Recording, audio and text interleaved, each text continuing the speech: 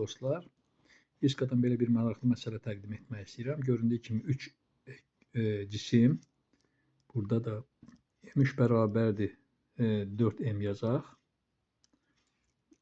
Belə bağlanıb.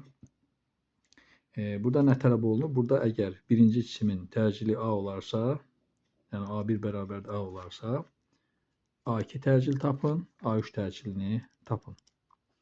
Göründüyü kimi bunlar eyni bir iplə bağlanıblar. Ona görə gərmə qüvvələri eynidir. Yəni bunların bir-birinə qarşı təsir qüvvələri eynidir.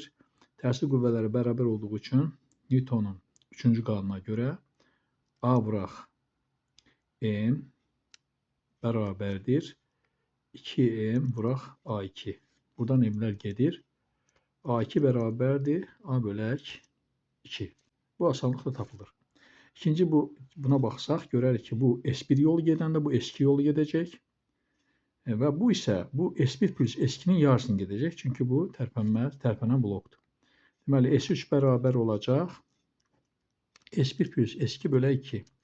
Aydındır ki, S3 bərabərdir A3 T kvadratı bölək 2. Yəni başlanğıc sürəsi 0 götürmüşük.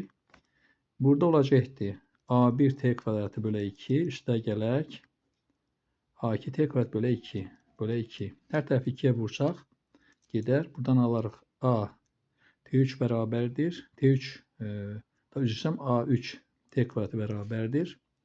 Bunları toplasaq T kvadratını mötərizə xaricində çıxarsaq A1 plus A2 bölək 2. Aydın T kvadratları geçsə, biz alırıq A3 bərabərdir. A1 plus A2 bölək 2. Yəni, bunun təcili bu iki təcilin cəminə bərabərdir. Və belə hələ də biz alırıq A3 bərabərdir. A üstə gəl A böl 2 bölək 2. O da olacaq A3 bərabərdir 0,75 A. Gerisizsə, biz bunların hamısını tapmış olduq. Deməli, birinci cisimin təcili A, ikinci cisimin təcili A bölü 2, üçüncü cisimin təcili isə 0,75 A olacaqdır. Sağ olun, gələn görüşlərə qədər.